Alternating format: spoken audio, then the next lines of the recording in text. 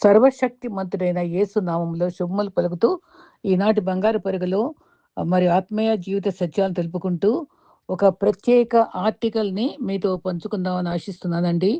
ఇది మన చిన్న తమ్ముడు బాబు గంట, మరి ఆయన దేవుని సేవలోనే ఉన్నారు. ఆయన చాలా పుస్తకాలు రాశారు విలువైనవి. కొత్త పుస్తకంలో మరి చక్కటి మాటల్ని మరి రాసినటువంటి ఆ ఆర్టికల్‌ని నేను మీకు చదివి వినిపిద్దామని. అది టాపిక్కు సాటిలేని క్రీస్తు. అది మీకు ఈ బంగారు పరిగె తర్వాత మీకు చెప్పాలని కోరుకుంటున్నాను. ప్రభువు చక్కని తలంపులు తనకిచ్చి చాలా చక్కటి సేవ చేసుకుంటున్నాడు. మరి అది నేను ఈరోజే చూసి నేను మీతో పంచుకుంటున్నాను. అయితే మన దేవుడు ఎటువంటి వాడంటే ఈజ్ యూనిక్ గాడ్. కీర్తనలు 139:13 ఈజ్ ఎ స్ట్రాంగ్ గాడ్. ఆయన బలవంతుడు. కీర్తనలు 18:35 బ్యూటిఫుల్ గాడ్, సౌందర్యవంతుడు. పరమగీతాలు 3:11 క్షమించే దేవుడు, forgiven God. Psalm 103:12 precious God, అపురూపమైన వాడు. 1 కొరింథీ 6:20 ఈస్ నెవర్ ఎలోన్. మనల్ని ఒంటరిగా ఉంచడు, ఆయన తోడుగా ఉంటాడు. బురదలో ఉన్నప్పటికీ కలువలు పవిత్రమైనవే కదా. విషపు తేనెటీగల నుంచి మధ్య ఉన్నప్పటికీ తేనె ఎంతో అమృతమే కదా. గంజాయి మొక్కలు ఎంత పెరిగినా సరే అవి చాలామంది దాన్ని వాడుకుంటారు. మరి జీవిస్తున్న స్థలాన్ని బట్టి, చుట్టూ ఉండే జనాన్ని బట్టి ఎవరిని అంచనా వేయకూడదు. కాబట్టి మనం అన్నీ ఉన్నటువంటి మనస్తత్వం గల మనము మరి నిజమైన వ్యక్తిత్వంతో ఉంటేనే మనం ఆచరణీయంగా ఇతరులకు మాదిరికరంగా జీవించడం దేవుని కోరుకుంటాడు. దేవుడు తన ప్రజల కొరకు ఏర్పరిచిన ప్రణాళికకై వారిని ఒంటరిగా వెళ్ళనివ్వడు. ఆయనే వారికి తోడుగా వారితో పాటు పయనిస్తాడు. ఎలిజబెత్ అని ఆవిడ చెప్పారు. అంతేకాదు మరి దేవుని యొక్క కార్యాలు ఎంతో అపురూపమైనవి. మరి దేవుని సృష్టి, దేవుని ప్రేమ మరి అపరమైన కరుణ, ఆయన మరి మన మన ఎడల చూపించే ప్రేమ ఎంతో అపురూపమైంది. లేనిది కావాలని, ఉన్నది వద్దని, సుదీర్ఘంగా ఉన్నవి సౌందర్యంగా, చేరువైనవి వ్యర్థంగా, శాంతినిచ్చేవి చిరాకుగా, అశాంతినిచ్చేవి ఆనందంగా, ఈ రకంగా మనకి మరి ఏ ఏ అవసరం లేని అవసరమైనట్టుగా కనిపించే ఈ లోకంలో దేవుని ఆశ్రయిస్తే మనకి ఈ లోకం పట్టదు. దేవుని పరలోక రాజ్య ధ్యానంలో ఉంటే, ఆయన రాజ్యము నీతిని వెతికితే అన్నీ ఇస్తాడనే నమ్మకంతో జీవించాలి. అరవని కుక్కలుగా ఉండవు, విమర్శించే నోరుండదు. ఈ ఈ రెండూ లేని ఊరే ఉండదు. మనం పని మనం దేవుని మీద ఆధారపడి చేసుకుపోవాలి. మరి మన శరీరమేమో క్రియలు చేస్తుంది, మన హృదయమేమో పరమాత్మను తలుస్తుంది. కలిగిన వాడికి కష్టం వస్తే ఊరందరూ చుట్టాలే, లేనివాడికి కష్టం వస్తే ఉన్నవాడు కూడా తప్పించుకుపోతాడు. కానీ నమ్మదగిన దేవుడు మనల్ని ఎప్పుడూ ఆదుకుని నిన్ను విడువని ఎడబాయనని చెప్తాడు. మొసలికి నాలుక ఉండదు, తాబేలుకు వెంట్రుకలు ఉండవు, పాముకు చెవులు ఉండవు. మనుషులకు అన్నీ ఉండి కూడా ఉపయోగకరంగా బ్రతకడం చేత కాదు. దేవుని మీద ఆధారపడితేనే మనము మంచి విశ్వాసంగా జీవించగలం. అసాధ్యం అనే భావన మనసులో నుండి తొలగటమే విజయానికి తొలిమెట్టు. భౌతికంగా చంపడానికి ఆయుధం కావాలి, మానసికంగా చంపడానికి పొద్దైన మాట చాలు. అందుకే ఎవరితో సరైన మాటలు మాట్లాడాలో ఆలోచించి నొప్పించక మాట్లాడటం మనకి విశ్వాసికి అవసరం. మన వల్ల ఒకరు సంతోషంగా ఉన్నారంటే అది మన వ్యక్తిత్వం. మన వల్ల ఒకరు బాధపడుతున్నారంటే అది మన సహజ గుణం. ఎవరికో నచ్చినట్టు మనం బతికితే కాదు, నటించాల్సి వస్తుంది. కానీ మనం నచ్చినట్టుగా, ప్రభు నడిపించినట్టుగా అని చిత్తా ప్రకారం నడిస్తేనే నలుగురికి ముందు గౌరవం పొందగలం.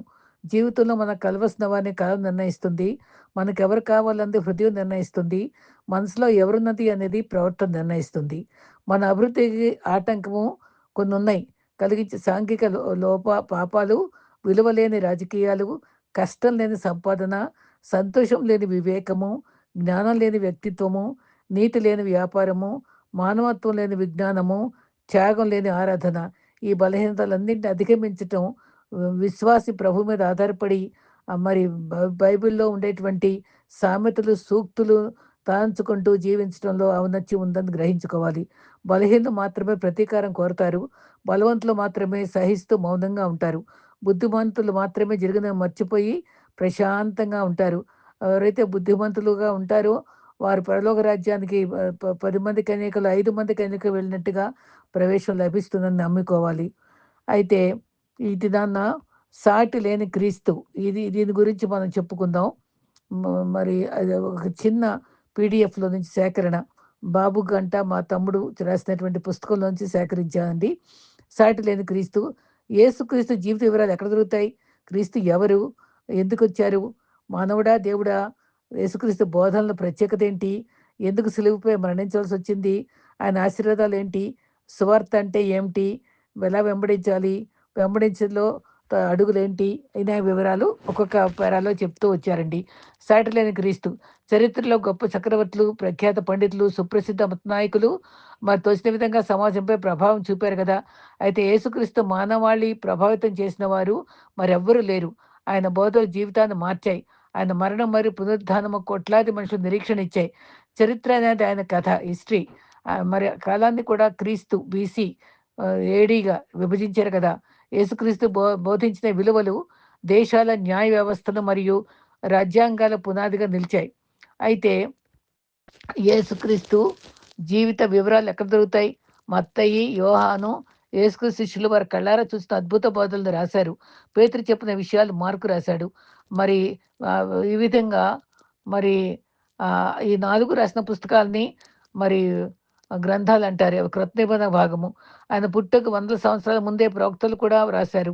పేతురు 2:2లో ఆయన జీవితంలో ప్రతి వారు రాసు నెరవేరింది. బైబిల్ రచయిత దేవుడే. బైబిల్ దేవుని ప్రకటన. కానీ అది ఊహ. ఈ రకంగా మనం యేసుక్రీస్తు ఎవరు? ఆయన ఎందుకు ఈ లోకానికి వచ్చాడు అని గమనించుకుంటే, యేసుక్రీస్తు దేవుని కుమారుడు, సంపూర్ణ దేవుడు, సంపూర్ణ మనుష్యుడు. దేవుడు శరీరధారిగా ఈ లోకానికి వచ్చాడు. అనేకుల కొరకు విమోచన క్రయధనంగా తన ప్రాణము అర్పించాడు. పాపం వలన సైతాను బంధంలో నుంచి ఉన్నవారికి విడుదల ప్రకటించుటకును, మరి అపవాది క్రియలు నశింపచేయుటకును, దేవుని రాజ్య సువార్త ప్రకటించుటకును, మరియు తండ్రి అయిన దేవుని మనకు బయలుపరచుటకును యేసుక్రీస్తు ఈ లోకానికి వచ్చాడు. యోహాను 1:14, మార్కు 10:45, లూకా 4:18, 1 యోహాను 3:8, యోహాను 14:8-18 వరకు. యేసుక్రీస్తు మానవుడా? దేవుడా? యేసుక్రీస్తు సంపూర్ణ దేవుడా? సంపూర్ణ మనుష్యుడు కూడా. ఆయన మానవాళికి మన మధ్యకు వచ్చాడు. సంపూర్ణ మానవుడు. యేసుక్రీస్తు శిశువుగా జన్మించాడు. లూకా 2:7. జ్ఞానముతో దేహంతో పెరిగాడు. లూకా 2:52. ఆయన ఆకలి కొన్నాడు. మత్తయి 4:2. దప్పికొన్నాడు. యోహాను 19:28. అలసిపోయాడు. యోహాను 4:8. ఈ రకంగా మరి దుఃఖించాడు. యోహాను 11:35. మనలాగే శోధింపబడ్డాడు. అయినప్పటికీ పాపం చేయలేదు. హెబ్రీ 4:15. ఆయన నిజంగా బాధను అనుభవించి శిలువపై మరణించాడు. యేసుక్రీస్తు సంపూర్ణ దేవుడు. యేసు తన మాటల ద్వారా, అద్భుతాల ద్వారా, పరిశుద్ధాత్మ ద్వారా, ఆ పరిశుద్ధత ద్వారా, అధికారంతో, కనికరంతో దేవుని స్వభావాన్ని బయలుపరిచాడు. ఆయన ప్రకృతిపై అధికారం ఉంది. ఒక్క మాటలో తుఫాను శాంతింపజేశాడు. మార్కు 4:39. ఆయన రోగాలకు అధికారం ఉండి గుడ్డి వారికి చూపునిచ్చాడు. అనేక రోగులను స్వస్థపరిచాడు. మత్తయి 4:23.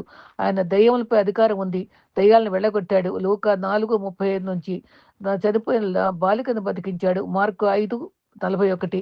పక్షవాత రోగికి పాప క్షమాపణ అనుగ్రహించాడు. ఆయన పాపములు క్షమించే అధికారం ఉంది. మార్కు 2:5-12. కేవలం 5 రొట్టెలు 2 చిన్న చేపలతో వేల మంది కడుపు నింపాడు. భోజనం పెట్టాడు. మత్తయి 14:17 నుంచి. ఆయనకు మరణంపై అధికారం ఉంది. చనిపోయిన వారిని బ్రతికించాడు. తాను మరణించి 3వ దినమున లేచాడు. బైబిల్లో దేవునికి మాత్రమే ఆరాధన చెందాలి. అది దేవుని ప్రజల ఆరాధనకు స్వీకరించాడు. మరి తోమా ఆయనను చూచి, నా ప్రభువా, నా దేవా అని అన్నాడు. మరి యోహాను సువార్త 20:28లో యేసు తండ్రియు నేను తండ్రి ఏకమై ఉన్నామని కూడా ప్రకటించాడు. యోహాను 10:30. యేసుక్రీస్తు బోధనలో ప్రత్యేకత. యేసుక్రీస్తు బోధలు ఈ లోకపు ఆలోచన విధానానికి పూర్తిగా భిన్నమైనవి. కేవలము హత్య చేయడమే కాదు, సోదరునిపై కోప్పటం కూడా పాపమే అన్నాడు. మత్తయి 5:21. పరస్త్రీ మోహపు చూడటం కూడా హృదయంలో వ్యభిచరించడంతో సమానం అని కూడా చెప్పారు. మత్తయి 5:27. మీ శత్రువులను ప్రేమించండి, మిమ్మల్ని హింసించే వారి కోసం ప్రార్థన చేయండి. మత్తయి 5:44. మీలో అందరికంటే ప్రముఖుడు అందరికి సేవకుడై ఉండాలి. మత్తయి 23:11.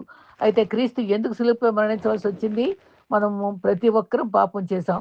యథార్థంగా మనమే స్వపరీక్ష చేసుకుంటే మనలోని పాప స్వభావం కనబడుతుంది. రోమా 3:23. మంచి అన్నది తెలిసి కూడా మనం చేయలేకపోతున్నాం. చెడు చేయకూడదని తెలిసి కూడా అదే చేస్తున్నాం. రోమా 7:15.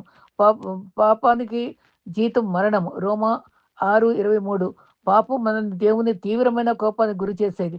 అయితే క్రీస్తు తీర్పు కిందకు తెస్తుంది. అందరికీ మరణం ఖాయం.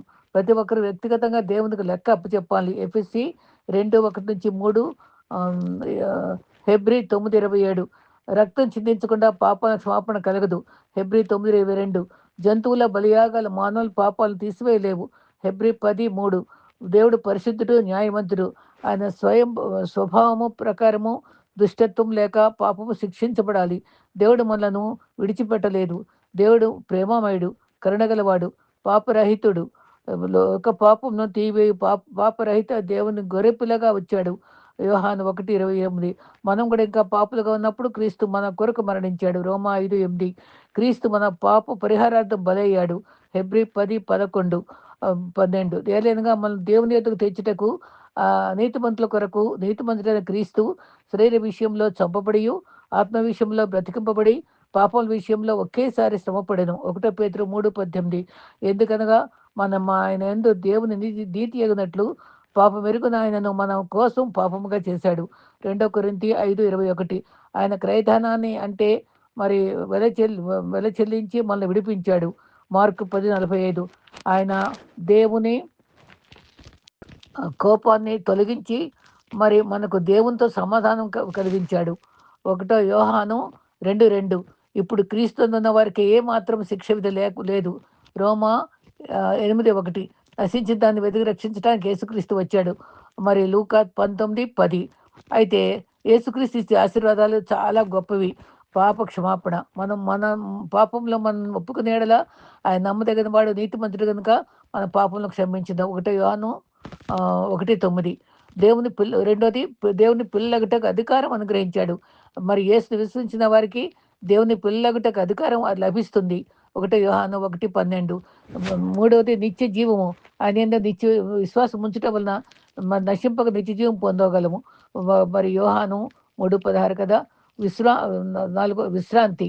ప్రయాసపడే భారం మోసుకున్న సమస్తమైన వారులారా యుద్ధకు రండి, నేను మీకు విశ్రాంతి కలుగు చేతినని ఆయన పిలుస్తున్నాడు కదా. మత్తయి 11:28. తర్వాతది సమాధానము. నేను మీకు సమాధానమును అనుగ్రహించున్నాను, లోకం ఇచ్చినట్లు కాదు, నేను మీకు ఇస్తానని చెప్పాడు. 1 యోహాను 14:27. తృప్తిని ఇస్తాడు. నా యుద్ధకు వచ్చేవాడు ఎంత మాత్రం ఆకలి కొనడు, విశ్వాసం ఉంచేవాడు అన్నటికీ తప్పుకొనడు. యోహాను మరి 6:35. మార్గదర్శకంగా ఉన్నారు. నేను లోకమున వెలుగును, నన్ను వెంబడించేవాడు చీకట్లో నడవక జీవ వెలుగును పొందినని చెప్పారు. మరి యోహాను 8:12. సువార్త అంటే ఏమిటి? దేవుడు సృష్టికర్త, పరిశుద్ధుడు, ప్రేమమయుడు మరియు న్యాయవంతుడు. ఆయన మన స్వరూపంలోకి తన పోలిక చొప్పున తన మహిమ కొరకు చేశాడు. దేవుని పట్ల అవిధేయతతో మానవుడు పాపం చేసి దేవునికి దూరస్తుడు విరోధి అయ్యాడు. దేవుని ఉగ్రతకు పాత్రుడయ్యాడు. పాప రోగము మనిషి ప్రతి కోశానికి సోకింది. పాపానికి సాతానుకు పశువై భ్రష్టుడయ్యాడు. పతనమైన దుష్టుని నుండి తాను లేవనెత్తుకోలేని వాడిగా ఉంటే యేసు వైపు తిరిగితే ఆయన మరి దయనీయమైన స్థితిని మనకు చూపించాడు. మనల్ని రక్షించి ఆయన తన వాదుగా చేసుకోవాలి. అదే దేవుడు కనికరంతో మరి కరుణతో ప్రేమతో తన కుమారుడైన యేసుక్రీస్తును మరి ఈ లోకానికి పంపాడు. ఆయన మరి పాప విమోచకుడుగా జీవించి మన పాపలకు ప్రాయశ్చిత్తంగా మరి సిలువలో ప్రాణం అర్పించి చనిపోయి తిరిగి లేచాడు. ధర్మశాస్త్రాన్ని నెరవేర్చాడు. దేవుని కోపాన్ని తీసివేశాడు. మరి మన పాప విషయమే పశ్చాత్తాపడి యేసుక్రీస్తు కొరకు మరి నా పాప శిక్ష విలువ మరి భరించాడు. నమ్మిన వానికి ఉచితంగా రక్షణ కలుగుతుందని, అందరూ పాపక్షమాపణ పొందాలని, దేవునితో నిత్య జీవంలో ప్రవేశింపాలని ఆయన కృపతో ఆహ్వానిస్తున్నాడు. ఇదే శుభవార్త. చాలా రెఫరెన్స్ ఉన్నాయి. దేవుని ఎలా వెంబడించాలి? యేసుక్రీస్తు మరి వెంబడించాలంటే మన పాపం గురించి మరి పశ్చాత్తాపడి యేసుక్రీస్తు మన పాపాల శిక్షను సిలువపై భరించి తిరిగి లేచాడని విశ్వసించాలి. మార్కు 1:15, కొరింథీ 15:3, 4 మన పాపాలను ఒప్పుకున్న ఒప్పుకున్న వారికి దేవుడు క్షమిస్తాడు కదా! 1 యోహాను 1:9 యేసును విశ్వసించి అంగీకరించిన వాడే దేవుని పిల్లగుటకు అధికారం ఉంది కదా! ఆయన వాగ్దానాలు నమ్మదగినవి. ఆయన ఆ వాగ్దానాలు నమ్ముతూ ఆయన క్షమాపణపై, రక్షణపై, కృపపై కృతజ్ఞతలు చెప్పాలి. ఆ విధంగా మనం దేవుని పిల్లవుతాం కదా! సమర్పణ ప్రార్థన. ప్రేమగల దేవా, నా ఆత్మీయ కళ్ళను తెరిచినందుకు నీకు కృతజ్ఞతలు. నేను పాపులను ఒప్పుకొంచున్నాను. నా పాపముల శిక్షను యేసుక్రీస్తు శిలువపై భరించినందుకు నీ కృతజ్ఞతాస్తుతులు. ఆయన నా కొరకు మరణించి తిరిగి లేచాడని విశ్వసిస్తున్నాను. దయచేసి నా పాపములను క్షమించు. యేసుక్రీస్తు నా రక్షకుడుగా, ప్రభువుగా అంగీకరిస్తున్నాను. నా జీవితాన్ని నీకు సమర్పిస్తున్నాను. ఇక నుండి నీ చిత్తానుసారంగా జీవించుటకు నాకు సహాయం చేయండి. యేసు నామములో ప్రార్థిస్తున్నాను. ఆమేన్. ఈ ఈ ప్రభు కృపలో ఈ సందేశాన్ని మీకు ఇవ్వాలని నాకు ప్రభు ప్రేరేపించగా మీకు పంపిస్తున్నానండి. ఇది ధ్యానంతో చదివితే మన ప్రభు యొక్క ఔన్నత్యాన్ని మనం ఇంకా స్పష్టంగా, ఆయనకు సరి ఎవరు రారు, సరిలేరు నీకెవరు అని మనం చెప్పగలము. సర్వజ్ఞుడు, సర్వశక్తిమంతుడైన దేవుడు, మన తండ్రి, మన ప్రాణ స్నేహితుడు, మన కాపరి, మన రక్షణకర్త. ఆయన్ని ప్రేమిద్దాం, సేవిద్దాం.